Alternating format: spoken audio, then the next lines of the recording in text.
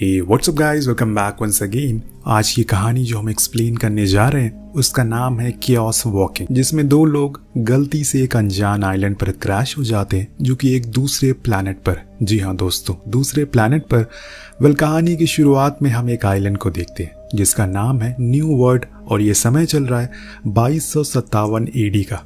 हम थोड़ा हिस्ट्री के बारे में जान लेते हैं कि कुछ सालों पहले एलियन और इंसानों के बीच में बहुत ही भयंकर युद्ध हुआ था, जिसमें इंसानों की तो जीत हो गई लेकिन उन्होंने सारी औरतों को मार डाला। यही वजह है कि ये टाउन है। ये जो टाउन है इसमें आपको एक भी फीमेल देखने को नहीं मिलेगी। एक और चीज, आप जो भी लोगों को देखेंगे उनके सर पर कुछ फ्लेम्स बाहर आ रही है, जिन्हें ये लोग साउंड फ्लेम के नाम से बुलाते हैं, क्योंकि इस आइलैंड पर एक अनोखी चीज है। सामने वाला इंसान अपने थॉट बिना बोले ही जान सकता है, जो कि इसकी खासियत है। खैर, इस तरह से कुछ लोग यहाँ पर रहते हैं, जिसका एक मेयर है जिनके नाम पर ही इस टाउन का नाम रखा गया है। अब बढ़ते हैं कहानी की ओर, जहाँ हम अपने मेन कैरेक्टर स्पाइडरमैन को देखते हैं, मतलब कि टॉबी को, जो कि अनाथ है। वो अपने डॉग के साथ कहीं जा रहा है। असल में जो युद्ध हुआ था उसमें उसके माँ बाप की मौत हो गई और तब टॉड बहुत छोटा था, पर दो लोगों ने उसे गोद ले लिया जिनका नाम है बेन और सिली। टॉड इस पूरे टाउन में सबसे छोटा है, इसीलिए सभी उसे ज़्यादा लगाव रखते हैं। उसे हर छोटी सी छोटी बात समझाते हैं, लेकिन टॉड अपने थॉट पर काबू नहीं कर पाता, जिस वजह से सामने वाली उसकी सारी बातों को जान लेते हैं। वहीं दूसरे लोग ऐसा नहीं करते। वो अपने दिमाग पर काबू रखते हैं, जिससे किसी को कुछ पता ना लगे कि वो क्या सोच रहे हैं। पर टॉड का सीन इसमें उल्टा है, और इसीलिए वो जब जंगल में होता है तो सामने से आदमी को आते हुए देखकर बार बार अपने दिमाग में अपना नाम लेना शुरू कर देता है, जिससे कि उसे पता नहीं चल पाता कि वो क्या सोच रहा है। उसने ये नया तरीका निकाला है जो उसके लिए काफ़ी असरदार भी हो रहा है। इसके बाद हम उसको उसी के घर में बैठा हुआ देखते हैं कि तभी वहाँ पर डैनी आ जाता है, जो कि हमारा नेशनल जीजू है। डैनी मेयर का बेटा है और इसीलिए उसके अंदर बहुत ही ज़्यादा घमंड है। वो टॉड को चिढ़ाना शुरू करता है, जिससे उन दोनों में बहस होना शुरू हो जाती है, जिस चक्कर में टॉड अपने विचारों से एक बड़ा सा विशाल सांप बना देता है, जिसे डरकर डैनी नीचे गिर जाता है और फिर दोनों में हाथापाई होने लगती है कि तभी वहाँ पर मेयर आ जाता है, जो उन्हें रोकता है और टॉड की तारीफ करता है डैनी के सामने और कहता है कि तुम्हें इसे कुछ सीखना चाहिए, कैसे इसने खुद के विचारों से ही तुम्हें डरा दिया। और इस बीच टॉड बार बार अपना नाम ही ले रहा था मन में, क्योंकि वो नहीं चाहता कि मेयर उसकी भावनाओं को पढ़ सके, क्योंकि पूरे टाउन में एक वही है जिन्हें अपने दिमाग पर पूरा कंट्रोल है। वो नहीं चाहता कि कोई जाने कि उसके दिमाग में क्या चल रहा है। उन्होंने बचपन से ही उसे बहुत ख्याल रखा है, उसे बहुत सारी चीज़ें सिखाई है, इसीलिए वो उनकी बहुत इज्जत करता है। अब खाना खाते समय टॉड वही मेयर की ही बातें सोच रहा था, जिसको बेन और सिली पढ़े जा रहे। पर आखिर में वो टॉड को समझाते हैं कि तुम्हें मेयर से दूर रहना होगा, वो अच्छा इंसान नहीं है। लेकिन टॉड उनकी बातों को नज़रअंदाज कर देता है और चुपचाप अपना खाना खा के सोने के लिए चला जाता है। लेकिन सोने से पहले उसे अपने माँ बाप की बहुत याद आती है, जिनके साथ वो समय बिताया करता था। पर अब वो एकदम अकेला है, किसी से इतना क्लोज नहीं है वो उसके साथ अपने इमोशन को शेयर कर सके। वही दूसरे सीन में हम एक स्पेसशिप को देखते हैं, जिसके अंदर कुछ गड़बड़ी आ गई अचानक से, और वो अभी इसी प्लैनेट के ऊपर मंडरा रहा है जिसमें कुछ लोग मौजूद हैं। लेकिन इतने में वो बंद पड़ जाता है और तेजी से नीचे की ओर आने लगता है। सभी लोग बहुत डर जाते हैं, क्योंकि अब शायद कोई जिंदा नहीं बचेगा। अब सुबह होने पर टॉड जब जंगल में जाता है तो देखता है कि वहाँ पर कोई इंसान उसके कपड़े चुरा कर भाग रहा है। वो भी उसके पीछे पीछे भागता है, लेकिन वो पकड़ नहीं पाता। पर टॉड उस जगह पर पहुंच जाता है जहां रात में वो स्पेसशिप क्रैश हुआ था। वो उसके मलबे को देखकर हैरान हो जाता है, लेकिन समझ नहीं पाता कि ये क्या है। वहां से सीधा वो मेयर के पास जाता है और उसे पूरी कहानी बताता है, जिसमें ये भी कहता है कि उसने एक इंसान को देखा है, पर उसके विचारों को वो पढ़ नहीं सका।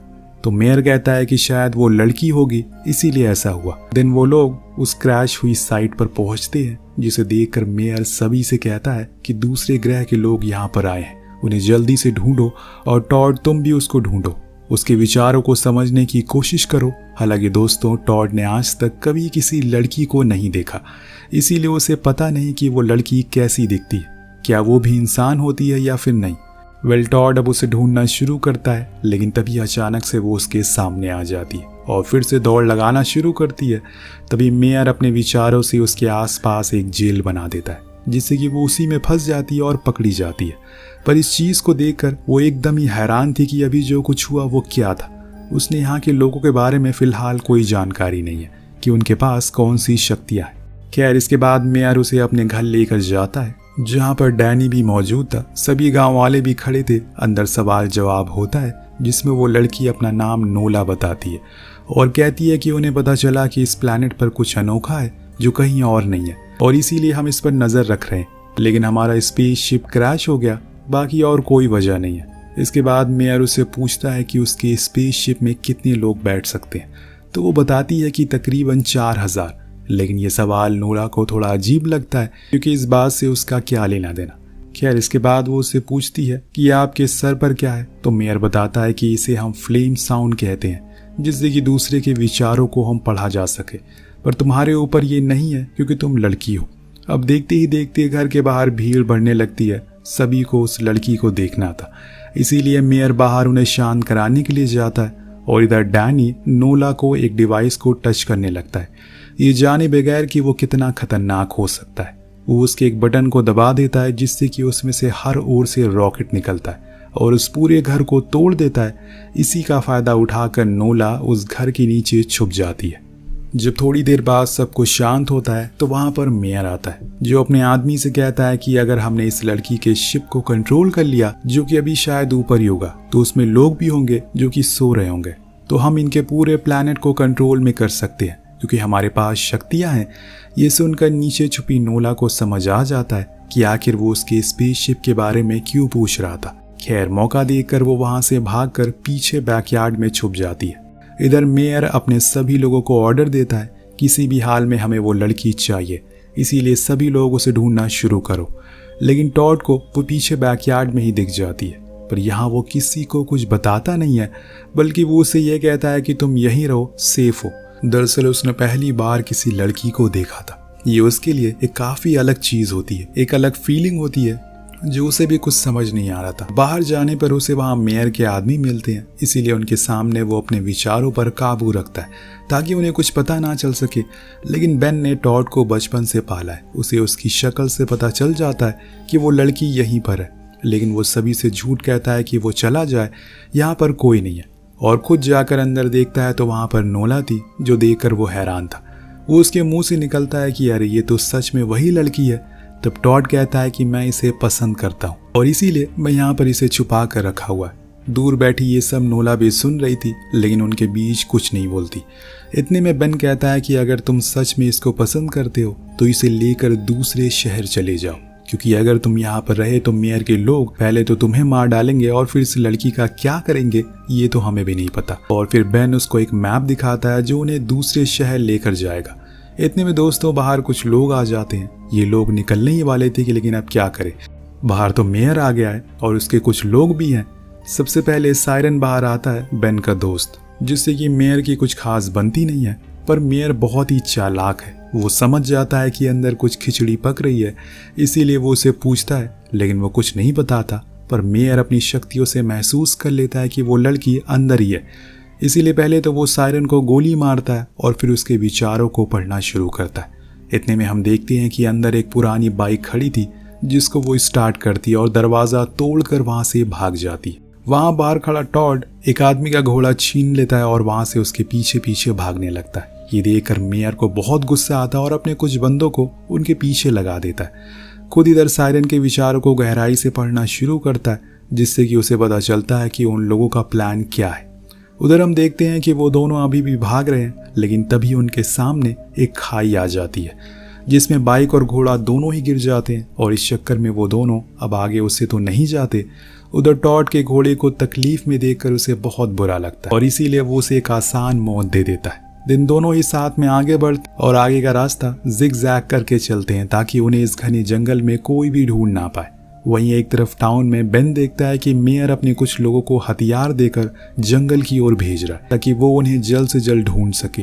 वहां जंगल में वो दोनों बस चले ही जा रहे हैं, पर एक मोड़ पर आकर उन्हें भूख लगती है, इसीलिए टॉड नोला के सामने मछली पकड़ने की कोशिश करता है ताकि किसी भी तरह उसे ये बता सके कि वो बहादुर है। लेकिन जो मछली वो पकड़ कर लाता है वो स्वाद में बहुत ही ज़्यादा खराब होती है, जो चीज़ नोला उसके फ्लेम्स को पढ़कर जान जाती है। पर टॉड उसे झूठ कहता है कि वाह क्या खाना है, उसे भी खाने को देता है। अब दोनों के बीच में थोड़ी नज़दीकियाँ बढ़ने लगी है। दोनों एक दूसरे के बारे में बात शेयर करते हैं, जैसे कि नोला कभी पृथ्वी पर नहीं गई, वो स्पेसशिप में ही पैदा हुई और उन्हें यहाँ पर आने में 65 साल लग गए।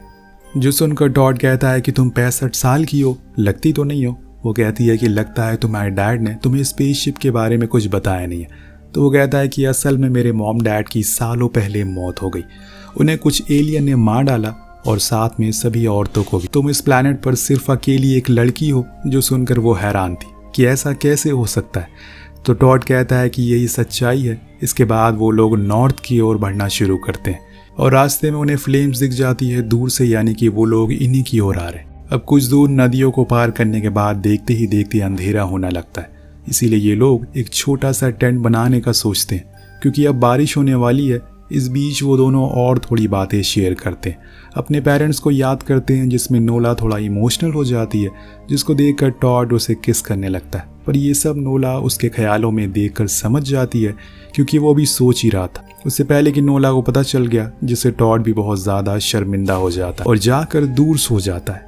अब सुबह होने पर जब नोला उसे उठाने के लिए जाती है तो उसकी फ्लेम्स में देखती है कि वो उसी के सपने देख रहा है। पर तभी टॉड अचानक से उठ जाता है और सोचना बंद करता है। अब दोनों फिर से आगे बढ़ते हैं, जहाँ पर उन्हें एक लेक मिलता है, जिसमें से टॉड पानी पीने लगता है। लेकिन तभी उसे एक एलियन दिखाई देता है, जिसे वो नोला को छुपा लेता है, क्योंकि यही वो एलियन था जिसने उनके टाउन के सभी औरतों को मार डाला, जिसमें उसकी माँ भी शामिल थी। और इसीलिए अब उसे यहाँ से बचकर निकलना होगा। लेकिन इतने में वो एलियन इन्हें देख लेता है और टॉड पर हमला कर देता है। टॉड भी उसका जमकर मुकाबला करता है और अंत में वो उसको मारने ही वाला होता है कि तभी नोला उसे रोक लेती है, उसको ऐसा करने से मना करती है जिससे कि वो भाग जाता। पर यह चीज़ टॉड को पसंद नहीं आती, क्योंकि इसने उसकी माँ को मारा था, वो उसका दुश्मन है। खैर 2 दिन का सफ़र करने के बाद ये लोग पहुँचते हैं फ्रैंकी नाम के स्टेट में, जहाँ पर इनके टाउन से थोड़ी ज़्यादा आबादी थी।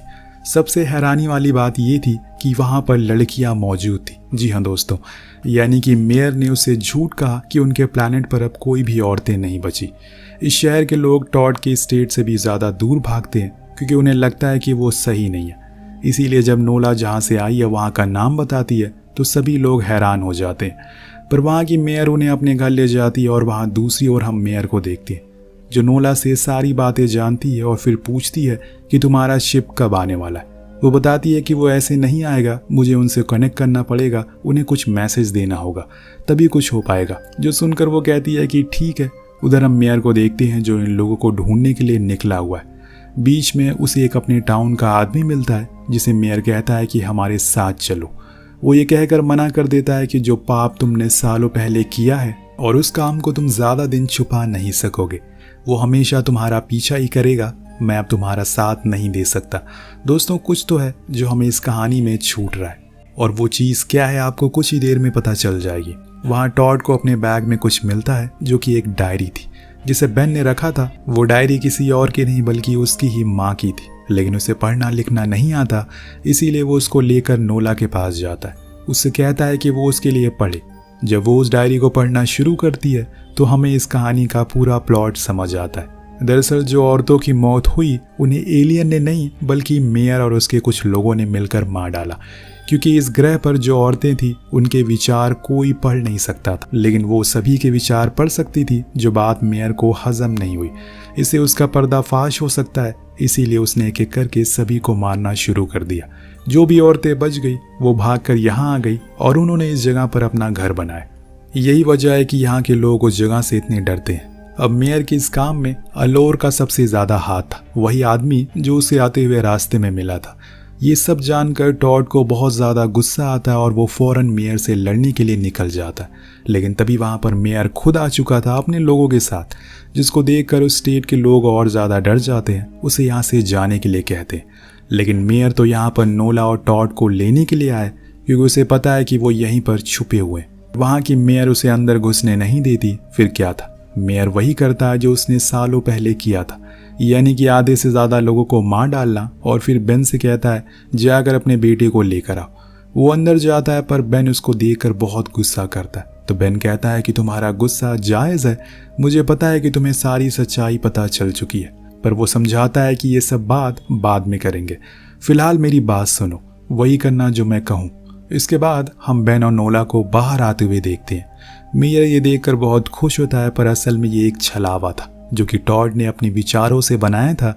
इसीलिए जो नोला वहाँ थी वो कुछ ही देर में गायब हो जाती है और असली वाली नोला नदी के रास्ते से भागना शुरू करती है, क्योंकि उन्हें एक इंसान के पास जाना है जो कि नोला की मदद करेगा उसे उसकी प्लैनेट पर पहुंचाने में। लेकिन उनके पीछे एक आदमी पड़ जाता है जो उन पर लगातार गोलियां चलाता है, जिसके कारण ये दोनों पानी में गिर जाते हैं, पर जैसे तैसे करके एक हो जाते हैं और फिर किनारे तक पहुंच जाते हैं। लेकिन इनके पास जो नक्शा मौजूद था वो पानी में कहीं खो गया है। ये जहां पर भी जाएंगे ऊपर वाले के भरोसे होंगे। कुछ देर चलने के बाद इन्हें एक स्पेसशिप दिखता है जो कि शायद किसी जमाने पर यहाँ पर क्रैश हो गया था। नोला उसके अंदर जाती है तो उसे पता चलता है कि उसका एंटीना अभी भी काम कर रहा है, उसके वायर्स को कनेक्ट करना है। इसी बीच टॉड अपने मन ही मन ये सोच रहा था कि अब वो वहाँ से जाने वाली है, उसे रोकना चाहिए। ये सब नोला को भी पता चल रहा था। फाइनली वो वायर कनेक्ट हो जाता है, लेकिन तभी हम देखते हैं कि बाहर मेयर आ चुका है। वो टॉड से कहता है कि बाहर आ जाओ वरना मैं बेन को मार दूंगा। अब इसीलिए उसे मजबूरन अपने पिता के लिए बाहर आना पड़ता है, लेकिन उसके आने के बाद भी वो बेन को मार देता है, जिससे कि टॉड को बहुत गुस्सा आता है। वो मेयर को मारना शुरू करता है, लेकिन उसे मारना इतना आसान नहीं है। वो अपनी शक्तियों का इस्तेमाल करता है और बहुत सारे छलावे बना देता है, जिससे कि टॉड कंफ्यूज हो जाता है। अब धीरे धीरे करके वो घायल होने लगता है और मेयर उस पर हावी होने लगा था। पर तभी टॉड अपना दिमाग चलाता है। वो अपनी शक्तियों से अपनी माँ की आकृति बनाता है और फिर एक एक करके उन सभी औरतों की जिसको मेयर ने मारा था। उन सभी औरतों को देखकर मेयर अजीब सा महसूस करने लगता है, उसे गिल्ट होने लगता है। इतने में नोला अचानक से उस पर हमला करता है, जिससे वो खाई में गिरकर मारा जाता है।